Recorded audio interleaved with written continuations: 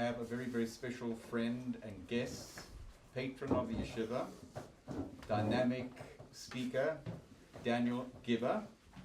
Daniel and his wife, Amy, live in Teaneck, New Jersey, along with their children, and which they are very proud of, one of which is sitting in the room. And Daniel serves as the vice president of a sales company called Deb L Food Products, a multi-generational family-owned manufacturer of a full line of further processed egg products. Daniel serves on the board of directors of numerous schools and Jewish causes, including Olami, a global Jewish outreach organization which many of you had the privilege of coming on Olami programs as your entree into Ohr Somayach. Daniel is passionate about Jewish religious growth and is privileged to be a regular lecturer at the Olami Manhattan, and hopefully as well as in Ohr Somayach in Jerusalem, as well as a frequent writer on topics of Jewish emunah and inspiration. No further ado, Daniel Gibber. Give it up to the Gibber. One for the Gibber.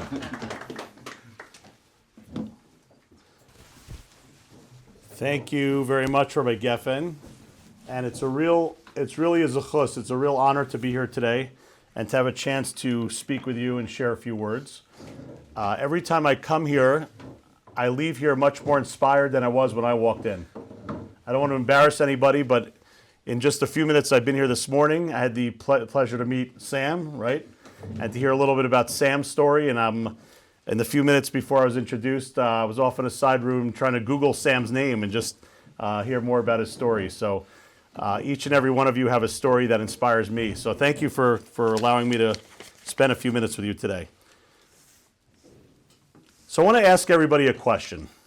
I came today to ask questions. Maybe I'll suggest an answer or two, but I'm going to leave the answers ultimately to you guys. By a show of hands, who in this room wants to be happy in life? Who wants to be happy? Right? That's an easy question. Everybody wants to be happy in life.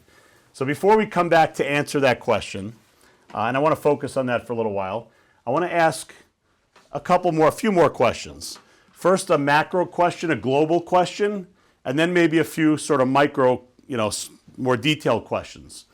The first macro question is, and don't share your answer, just keep it to yourself.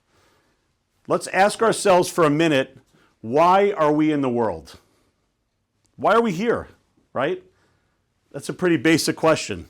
Do we ever stop to think about why did God create us? Why are we in the world?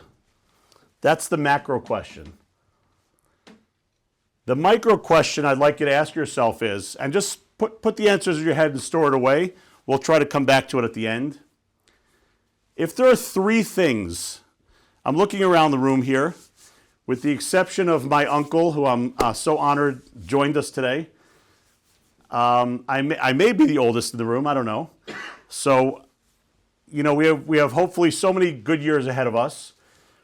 If there are three things in life that we hope to accomplish, three things in life that we want to achieve, what would be our top three? If you could script your life right now and say, in the next many, many years, hopefully, that I'm given in this world, I'd like to accomplish the following three things. Sort of a more micro question of why we're in the world. Let's come back to those things, but try to think about those answers, okay? So let's go back to our original question. Who wants to be happy in life? Now, there's a brilliant idea that really inspired me and really, really impacted my life. And if there's one thing that you might take out of what I share today, I think this would be very, very impactful, okay? Rabbi Akiva Tatz, anyone ever hear of Rabbi Tatz? Okay, a few people have. He has deep connections to Ohr Somayach. He's actually like Rabbi Geffen from South Africa. I think their Rebbitzins, their wives are actually good friends. And Rabbi Tatz, I believe, spent many years here at Ohr Somayach and now lives in London running the London branch of Ohr Somayach. Rabbi Tatz has a brilliant idea that really impacted me. And he asks the following question, okay? Rabbi Tatz asks, is it a mitzvah? Now, I want to translate that, okay? There's a lot of different translations. I don't like to call a mitzvah a commandment, but maybe you'd call it a commandment. I like to call it like a positive connection point to God, right? Things that we are given to do in life that by accomplishing them, we can better connect to God. Okay? So is it and we're given a specific list, right? Is it a mitzvah? Is it a positive commandment, or however we want to translate that, to be happy in life? I'm sorry, I'm walking around. I'm probably out of the camera here, right? Okay, I'll try to stay here. Better yet, I'll ask the question differently, okay? Is it a Jewish ideal to seek happiness in life? How many people in this room are from America? From the United States? Okay. Where's some of the rest of you from? All over? Europe? Where are you from? Philippines. Wow, okay. Who else? Colombia. Israel. Okay. So I don't know about some of those other countries, but as an American Jew, I can tell you that in America, the pursuit of happiness is like a foundational aspect of an American citizen, right? The pursuit of life, liberty, and happiness. So you're supposed to chase happiness in life. As a Jew, is that a Jewish ideal? Do we wake up in the morning and say, my goal today is to be happy? Interesting question, right? So here's what Rabbi Tatz says. Rabbi Tatz says the following. The Rambam, Maimonides, is arguably one of the greatest Jewish thinkers in history. I think he lived around the 1200s, almost about 800 years ago, ballpark, something like that. And the Rambam Maimonides actually he developed a list of the 613 mitzvos. Now, there might be an argument on a few. There's a few people who might have a slightly different list. But Maimonides, the Rambam, does not include the Hebrew term simcha, happiness, on the list of 613 mitzvos, positive commandments. So it seems the Rambam, Maimonides, is saying that happiness, if it's not one of the 613 things we're supposed to do in life, maybe we can assume that he's saying happiness is not necessarily a foundational Jewish ideal. However, I want to share with you a few verses that we have that might indicate otherwise. Okay, and I'll say it in Hebrew and I'll translate it. The first one is a fairly famous Jewish song, and the Hebrew words are Ivdu es Hashem besimcha. And I'm going to translate that. Ivdu es Hashem, serve God, besimcha, in a state of happiness. And that's a very famous song that we have, and that seems to imply we're required to serve God in a state of happiness. So maybe happiness is a Jewish ideal, right? There's another one very famous. Mitzvah gedola. It's a great mitzvah. It's a great, again, I'll just use the word positive commandment for now. Mitzvah gedola, great commandment. Lihios, to be, besimcha, in a state of joy. This is the key word. Tamid, constantly, always. All right. Now here comes a big question. I want to share a secret with you guys, and I'm looking around the room, and I suspect that you're all at the age where you've already discovered this, okay? Life is a series of ups and downs. I'm a sports person. I used to coach high school varsity basketball for many years.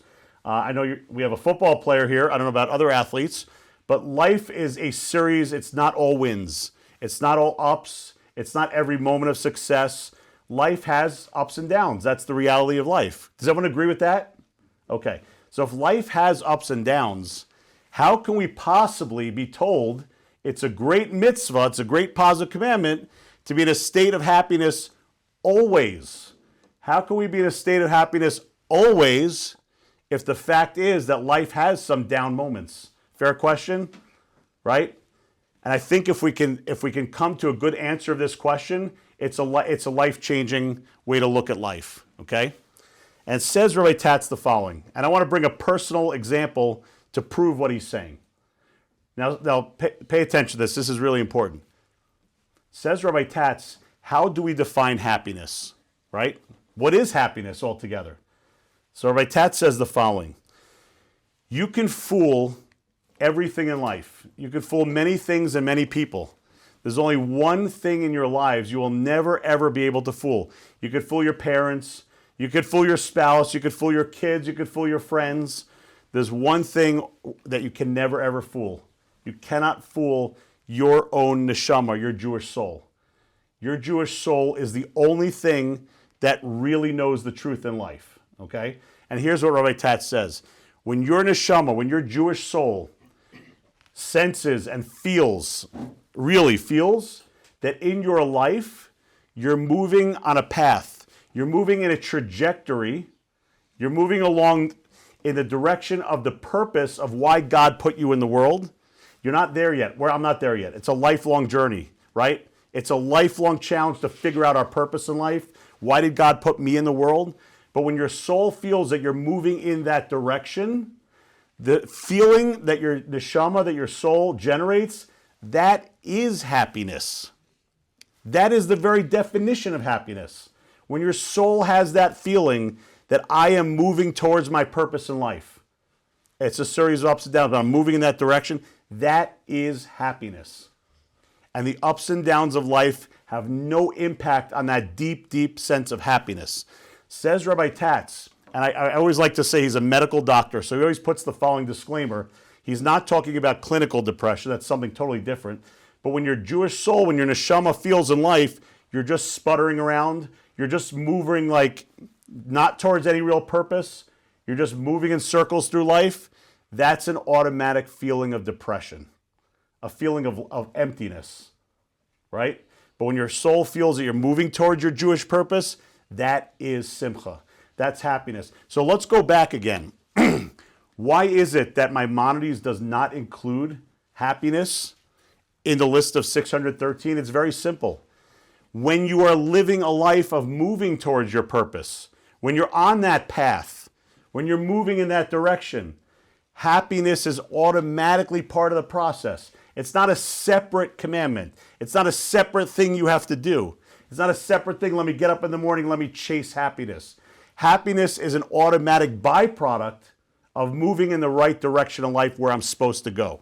Now, I'm going to take a guess, and that's why I'm inspired. Every one of you in this room is on that path and is experiencing this, even if it's just a little bit, even if it's just the beginning. You've come from different parts of the world. I'm sure you've come from very different backgrounds, religious backgrounds. You're sitting in Yerushalayim, in Jerusalem, in Ohr Somayach. What better way to say you are moving in the direction of searching for your path in life? That is automatic happiness. Now, I want to share a personal story. I've been telling this story of Rabbi Tatz for a few years. I have the privilege of speaking often, in Jewish outreach audiences in New York, and I've told this story many times. But in the last year, I have a new insight into this idea. My maternal grandfather passed away in 2001. He was born in 1900. He lived in a town in Europe called Kashitsa. And he had, before the Holocaust, he had 4 daughters. He was married in a big lumber business. And when the Holocaust came, and by the way, it was always very easy for me because he was born in 1900. I was the oldest grandchild. I always knew how old he was, right? Because in 1985, he was 85. I always knew, right? So in the Holocaust, he was in his mid-40s. He had 4 children. He lost 3 of his 4 daughters in the Holocaust. He lost his wife. He lost his parents. He lost most of his siblings. He lost his business. And he came to America with his 4-year-old daughter who was hidden. He got remarried in America. My mother's mother, who was his second wife, then my mother was born. My mother's mother died of cancer in 1968. My grandfather married again in 1970. So the point is, and he lived all the way till 101. He died in 2001. I still remember one of my last serious conversations with my grandfather. He died 2 months after 9/11, and he was trying to understand what an email is. He could not grasp. Now, this is 25 years ago. Email is like old school already, right? But back then, he's like, I don't understand what an email is. You send a letter by computer. And this is what I was trying to explain to him right before he passed away. But my grandfather, till the age of 101, woke up at 4:30 every single morning. He studied the Talmud. He studied Gemara every single morning at 4:30 in the morning. He knew practically the entire thing by heart. It takes 7.5 years if you learn a page a day. He practically knew it by heart. He was an expert in business. He was an expert in politics. I used to say he could converse easily with the biggest rabbis in the world, the biggest business people, and the biggest politicians. He was like from a different generation. But here's what I learned from my grandfather, okay? I never met anyone in my life who had more pain and suffering and went through more ordeals than he did. But when he died in 2001, and I'm going to explain what I mean in a minute, I also never met somebody who left this world more bisimcha, in a state of happiness than him. Now, I don't mean shallow happiness. I don't mean, jumping up and down from a ball game or going to a bar or that kind of superficial happiness. I mean a state of deep, real deep happiness. It's a different kind of happiness. And why did he have that kind of happiness, that kind of satisfaction? Because he left this world knowing beyond the shadow of a doubt he fulfilled his Jewish purpose in life. He lived a life to fulfill what God put him in the world for. And his soul, his neshama, left in a state of real deep happiness. So my point is, you can go through life and have ups and downs. You can have business successes and failures. We don't want those things, right? We can have ordeals in life. We don't want them. Nobody should have them. But if God forbid we have them, it doesn't ultimately impact our deep sense of happiness in life. So do we all want to be happy in life? Our original question. I think you guys are on the way. I really do. Let me share another idea. You ever experienced something in life where you have a great time? Have you guys ever had like a great time at whatever it is, right? Does a great time last? Or does it kind of come and go? It's a little fleeting sometimes, right? It's the same thing in inspiration, okay? Have you ever, again, you don't have to answer this out loud. Have you ever in your lives experienced a real inspirational moment? Like some moment, whether you heard a great talk, a great speaker, a great song, you saw something in nature that inspired you, you read a great book, and all of a sudden it woke you up. I don't want to embarrass anybody. I had a chance to speak for a few minutes with a few of you before I walked in and heard from a few of you that maybe you were living a life where you didn't grow up deeply connected to your Jewish roots, and maybe experienced something that one day said, hey, I want to explore this. I want to go to Ohr Somayach. I want to go to Israel. I want to learn more about my Judaism, right? So what is it about inspirational moments, okay? I want to share an amazing parable, an amazing what we call mashal, an amazing parable that's actually, again, I'm staying on the theme of the Rambam, Maimonides. It was his yahrzeit, the anniversary of his passing the other day. So the Rambam, Maimonides, has a brilliant parable that is also something that we really can hold on to in life. And after I share this parable, I want to share with you an incredible story that I experienced about a month ago when I shared this exact parable with another audience just like yourselves, okay? And here's the parable. Maimonides, the Rambam, says, imagine it's late at night, it's cold, there's a rainstorm, and you come to a forest. You can't see anything, it's cold, it's dark. You have to get to a house on the other side of the forest. And there's thorn bushes and there's all sorts of obstacles, but you can't see where you're going, right? What are you going to do? All of a sudden, there's a big flash of lightning. For those few moments, the entire path in front of you is illuminated, right? You can picture that. You get like a big lightning bolt. You take a couple steps because now you can see where you're going, but then the lightning bolt leaves. And now you're stuck again, right? Now you have two choices. Either you stand there for another 5 or 10 minutes and wait for the next lightning bolt, and maybe you take a couple more steps. But if you keep doing that, it's going to be a long night, right? Or when the lightning comes next time, you try very hard to take a mental image of the path in front of you so that when the lightning leaves, you might stumble. You might still get scratched up. You might fall, but you have a general idea of where to go now. Now you can try to go, and then every time there's another lightning bolt, you can see again, right? That's kind of the parable. The idea behind it is this. God, Hashem, purposely sends moments of inspiration in our lives. He gives us moments of awakenings, but they don't last, and that's on purpose. And he pulls those away.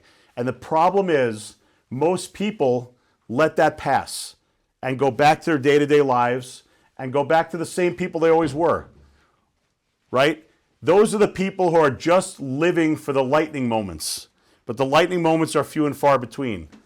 But then there are other much more fortunate people like yourselves. Again, you're sitting here. It's proof that you're in this group.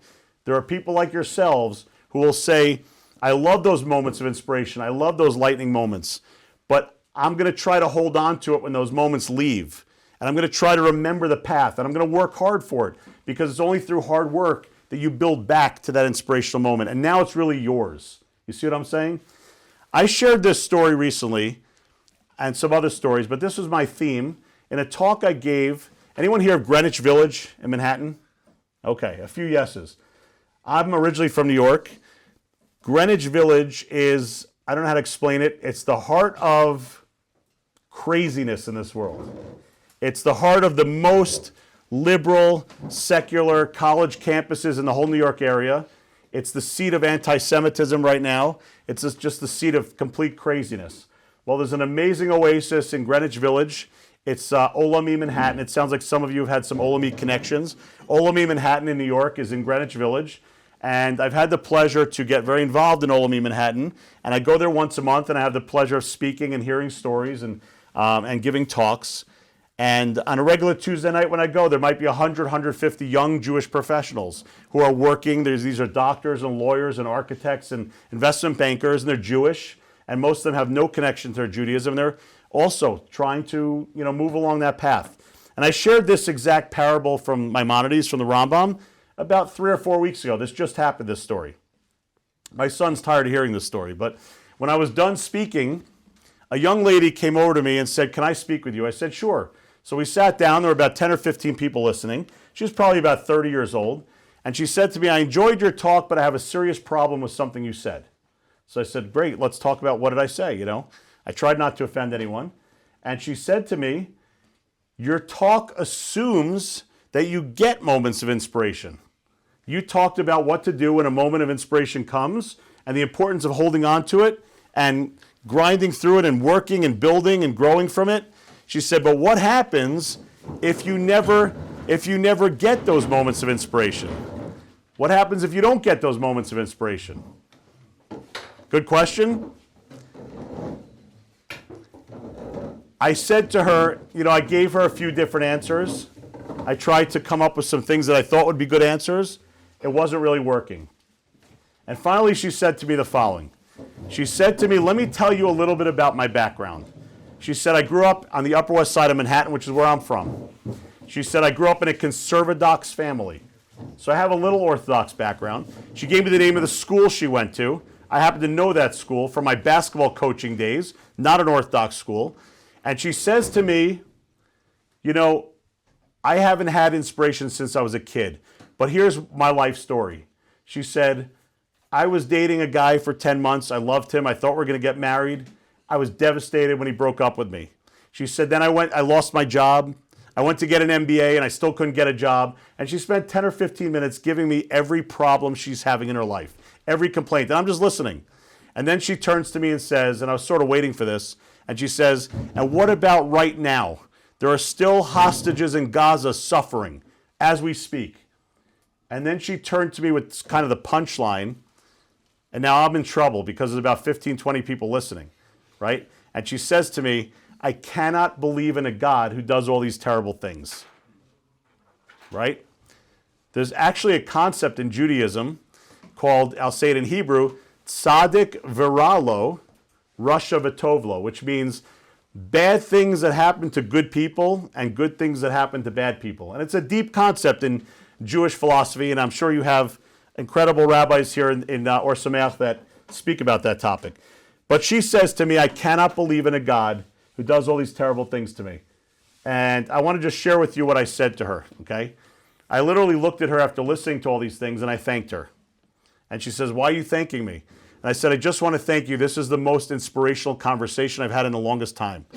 And she said, "Why is this inspirational to you?" I said, "Because your emunah, your faith in God is so deep and is so real that I'm just inspired to meet you." And by now she's getting agitated, like she thinks I'm making fun of her. "I just told you I don't believe in God. What does this mean?" I said, "Let's assume for a minute you really don't believe in God." I said, "So it's completely a random world. There's no higher purpose. There's nobody in charge of the world. Everything's random. What happens in a random world? You're going to randomly get some good cards, and you're going to randomly get dealt some bad cards. That's what a random world is. So if it's a random world, what are you upset about?" And she looks at me. I said, "The fact is, you believe in God so deeply, and your real anger towards God is so real. But if you're so angry, you have to be angry at somebody, right?" And I said, "You're angry at the very God you think you don't believe in." And she literally started crying. And I said to her, "Is this your first time here?" She says, "No, I come here twice a week." She said, "After work at 10, 11 o'clock, you come here twice a week. You like jazz? There's a jazz band, there's a bar. I said, I don't know you very well. I don't know you at all. That's not the reason you're coming here twice a week. Anyway, we're in touch today. What can I read? What can I learn? She was crying. You ever think about that in life? You know, when you have unfortunate moments, when you have misfortune in life, where is that anger directed at? Now, it's above my pay grade to answer why, that's a whole nother conversation. But the fact is, when we go through ordeals in life, when we go through trials and tribulations in life, when we go through frustrations in life, by expressing those frustrations, it's actually bringing forth our emunah. It's actually bringing forth our faith in God. I want to share a few personal stories, okay? I am in, as Roy Geffen mentioned earlier, I'm in sales. I work in a family-owned company. It's my lovely wife and my daughters who showed up here. I don't want to embarrass them. But they can attest to the fact that prior to COVID, I used to travel a lot. I used to travel all over the United States, food service distributors, restaurant chains, etc. And I always have interesting experiences. Thankfully, one of the silver linings to COVID is that, at least in my line of work, travel is not required nearly as much anymore because it's much more common to have, virtual meetings and whatnot. But I like to tell the following story. About 8 or 9 years ago, I had an experience traveling with a salesperson that really stuck with me. You know what's crazy in life? When you have a story where you're inspired from your own story, that's a little scary. But this is my story that I'm inspired from, okay? I was traveling that day from Syracuse, New York, all the way to a town called Watertown, New York, on the Canadian border. If anyone knows New York State, I'm talking like way up at the Canadian border. And I spent the whole day in the car, 2.5 hours there, 2.5 hours back, with an Irish Catholic guy named Jim Robinson. Very nice guy, deep thinker, serious guy, not Jewish, a lot older than me. Somebody I always used to enjoy traveling with. And we get into a conversation and we're talking about our schedules of our day. And I casually mentioned to Jim Robinson that I get up many days, not every day. My family could attest, not every day, but I get up many days at about 4:45 in the morning, and I go to my rabbi's house, and I'll either study, Gemara, Talmud, or other things. Anyway, so I'm telling him I get up at 4:45 in the morning, and then I go to the synagogue, and then I do this, then I go to work. And he's telling me his story, and he keeps coming back to me and saying, "Can you tell me again why you get up at 4:45 in the morning?" And to be honest, if it was a Jewish person that I'd have a chance to share inspiration with, I would have loved to have that conversation. But an Irish Catholic, I'm really not trying to inspire him Jewishly, but he keeps asking me. So here's the conversation that ensued. I said to him, Jim, and I kept this as generic as I can, so it's not, Jewish focused. I said, let's talk about life. What do we do for the first 13 or so years of our lives? Now, I'm speaking it from an American perspective. I imagine everybody here, some of you are not from America, probably a similar experience. We spend the first 13 or so years of our life going to, let's call it elementary school. And we're under pressure to do well. Our parents want us to work hard. Why? Because we want to get into a good high school, right? And then what? We work hard for 4 years. Why? So we can get into a good college, right? And then what do we do when we get into a good college, right? There's always like the next step. Now we got to work really, really hard because we really need to get a great job. Why do we need to get a great job? Because we desperately want to get a promotion. Why do we want to keep getting promoted? So we can make more money. And then I finally turned to my friend, the Irish Catholic, Jim Robinson. I said, Jim, why do we need to make more money? I said, so we can get married, have kids, send them to school, and start the process all over again.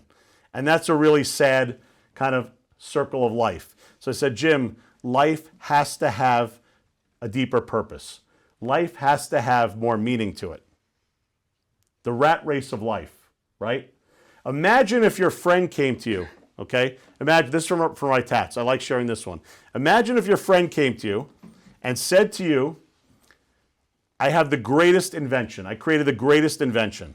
And what's this great invention? Imagine this for a minute. It's a machine. He created a machine that is completely self-sustaining. It fixes itself. It services itself. It oils itself. It maintains itself. You never have to touch it. What would you say about such a machine? Right? I would think you'd ask one question. What does this machine do? If it generates anything of purpose, if it makes you a cup of coffee, if it folds your clothes, if it cooks you dinner, and you never have to touch it, it takes care of itself, that's genius, right? But imagine your friend says to you, it doesn't do anything, it just keeps going. Isn't that brilliant? You might actually stop and think and say, that's complete madness. There's no purpose to that machine. Well, isn't that the story, I'll speak for myself, of so many of our lives? We clothe ourselves, we heal ourselves, we go to the doctor, we take care of ourselves, we feed ourselves. We are machines that keep going. But are we generating anything in life of purpose? As we said in the very beginning about the topic of happiness, are we moving towards our purpose in life? Are we generating anything for why God put us in the world? I want to read to you something that I found recently, and I was unbelievably inspired by this, okay? This is the story of the Mexican fisherman. It's not even a Jewish story. Story of the Mexican fisherman. You ready for this? The businessman was at the pier of a small coastal Mexican village when a small boat with just one fisherman docked. Inside the small boat were several large yellowfin tuna. The businessman complimented the Mexican on the quality of his fish and asked how long it took to catch them. The Mexican replied, only a little while. The businessman then asked, why didn't he stay out longer and catch more fish? The Mexican said he had enough to support his family's immediate needs. The businessman then asked, but what do you do with the rest of your time? The Mexican fisherman said, I sleep late, fish a little, play with my children, take a siesta with my wife Maria, stroll into the village each evening where I sip wine and play guitar with my amigos, and I have a full and busy life, senor. The businessman scoffed. I am a Harvard MBA and I can help you. You should spend more time fishing and with the proceeds buy a bigger boat. With the proceeds from the bigger boat, you could buy several boats and eventually you would have a fleet of fishing boats.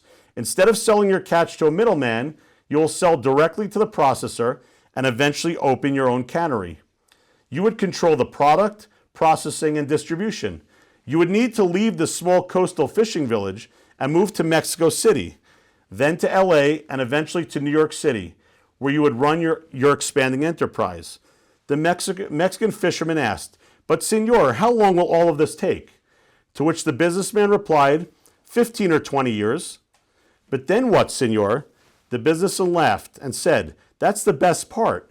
When the time is right, you would announce an IPO and sell your company's stock to the public, and you would become very rich. You would make millions. Millions, senor? Then what, the businessman asked. Then you would retire, move to a small coastal fishing village where you will sleep late, fish a little, play with your kids, take a siesta with your wife, stroll to the village in the evenings where you could sip wine and play guitar with your amigos.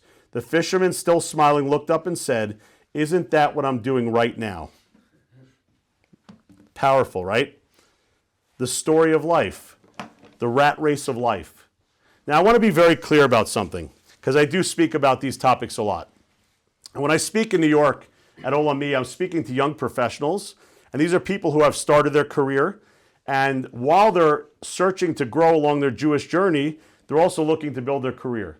So I want to just say publicly, I am not in any way, shape, or form insinuating here today that we shouldn't grow in life, that we shouldn't pursue in life, that we shouldn't pursue in business or in our careers or whatever we choose to do in life. I'm no different. I enjoy, a nice car or a nice house or whatever the case may be. But let me tell you what I have learned in life, okay? Because once upon a time, I was your age. And once upon a time, what dominated my thoughts were, how do I grow in my business? Business is hard. How do I grow in my career? How do I raise my family? How do I pay the bills? These are all challenges in life, and I'm sure these are things that even while you're here in Ohr Somayach, you might be giving some thought to as well, right? And these are things that you want to balance. So I want to say the following.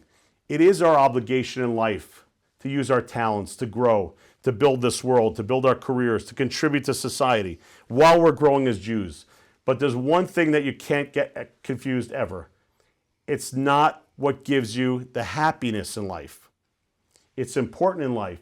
Yes, it's easier to live when you can pay your bills, and we need to strive for it. But don't ever think that chasing the next promotion, chasing the next job, chasing the next paycheck, that's going to bring the ultimate happiness in life.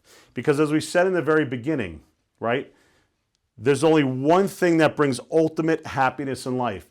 That is your Jewish neshama, your Jewish soul, sensing that in my life, I am moving in the direction of my purpose in life.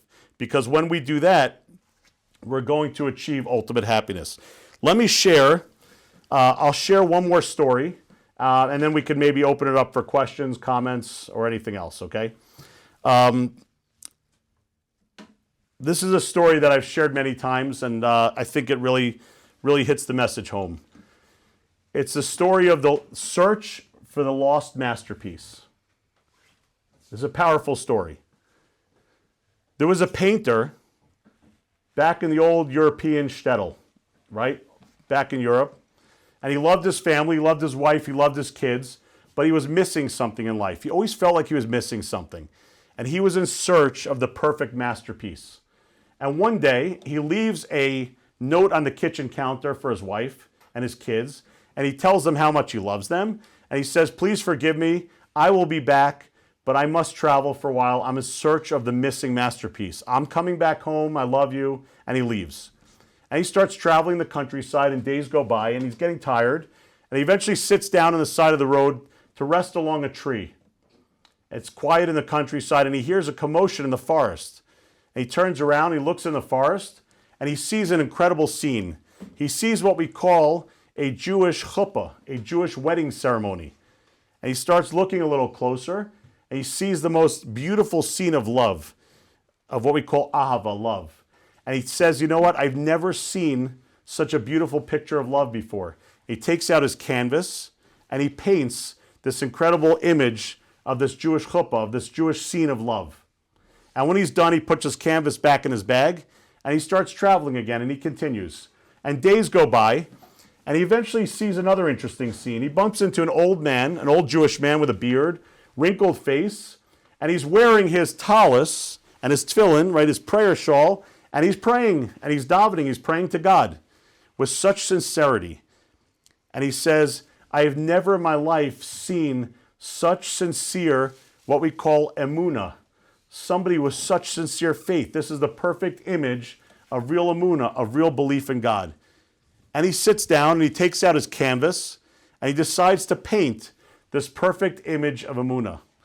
And when he's done, he puts his canvas back. Now he has his painting of perfect love, his painting of perfect faith, and he continues traveling. Eventually he realizes it's Friday morning. He's been gone for a long time.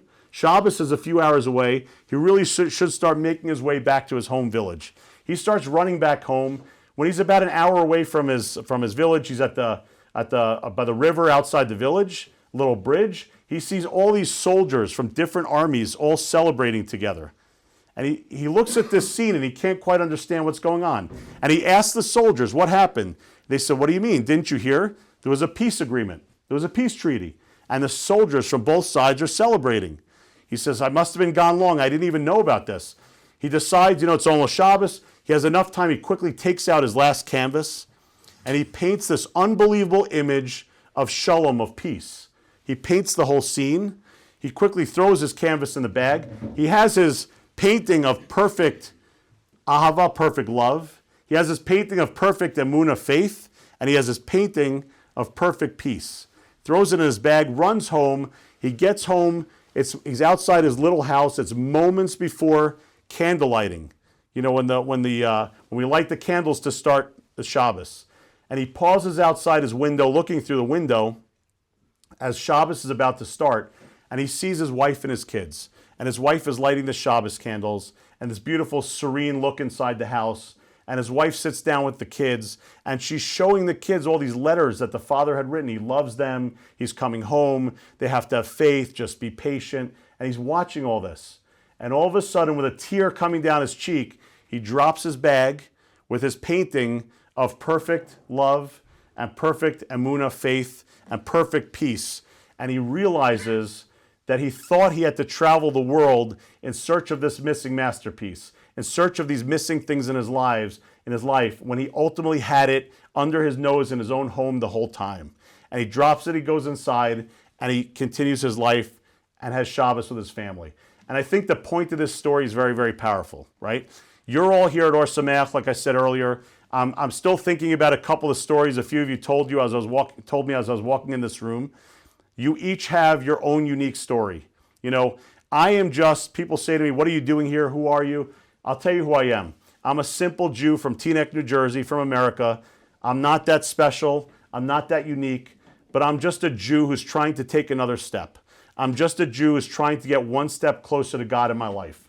Amidst all the craziness of this world, amidst all the craziness of the business world and all the ups and downs of life, I'm just every day trying hard. I'm not always successful, but I'm trying to take one more step. And that's it. I'm just a simple Jew. When I meet people like you, that's really, really what inspires me.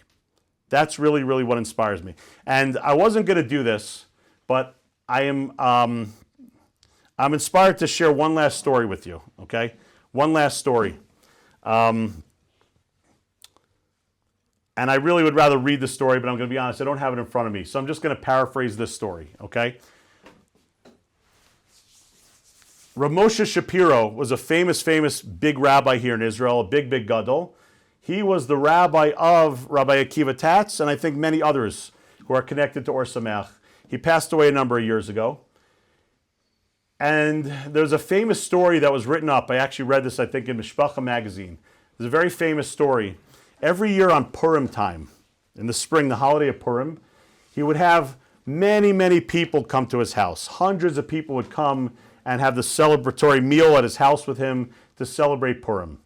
And every single year, and what I'm going to do is when I'm done, I'm going to send this story to Rabbi Geffen, the actual story, the printout of it, and perhaps I'll share it with you because it's just so powerful. I'm just sort of paraphrasing the story for now in the interest of time. Every year he would have some of the biggest rabbis come to his house to celebrate Purim. He would have some of the biggest, wealthiest businessmen come to his house to celebrate Purim. He would have politicians come to his house, celebrate Purim. He would have all the movers and shakers, all the big people would celebrate with him on Purim.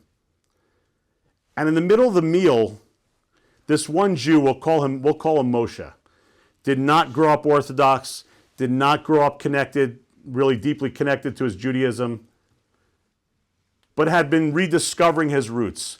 He walked in very quietly and he sat in the very back corner of the room, while all these wealthy people and big rabbis and big personalities were all front and center sitting at the Purim Suda with Rav Shapiro. And as the meal went on, Rav Shapiro, started going around the room and he said, and he looked across to the one guy in the back of the room, Moshe, very quiet, who was coming back to his Orthodox roots. He said, one day Mashiach is finally going to come. The Messiah, Mashiach, is finally going to come. And he goes, when Mashiach finally comes, there's going to be a huge receiving line of people lined up to greet Mashiach. And he's going to go around the room. And this one's going to introduce themselves, and he's a very famous rabbi. And this one's going to introduce himself, and he's a very famous politician. And this one's going to introduce himself, and he's a very wealthy, businessman, or whatever the case may be. And all of a sudden, Rav Shapiro looked to the back of the room at Moshe. He said, but Moshe, he said, eventually, Mashiach's going to make his way to you.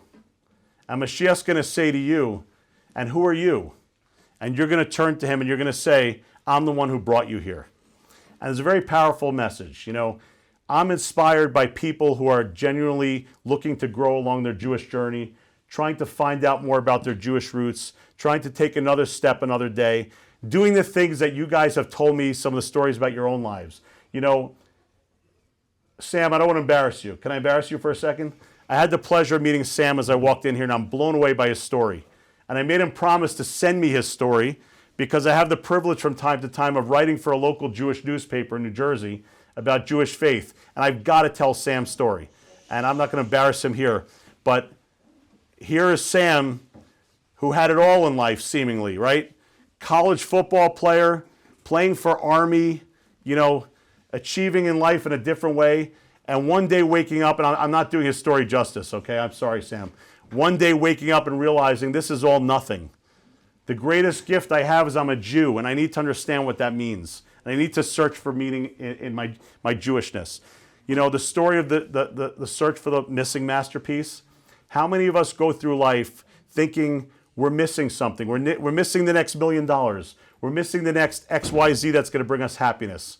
But the reality is that missing masterpiece was in our own home the whole time. We don't need to travel the world looking for that missing love or that missing faith or that missing peace. It's all in our own home. It's all in our own Jewish neshama. I want to thank you very much for having me here. If there's any comments, questions, rebuttals, arguments, feel free to throw it out. But I really appreciate being here today, and thank you very much.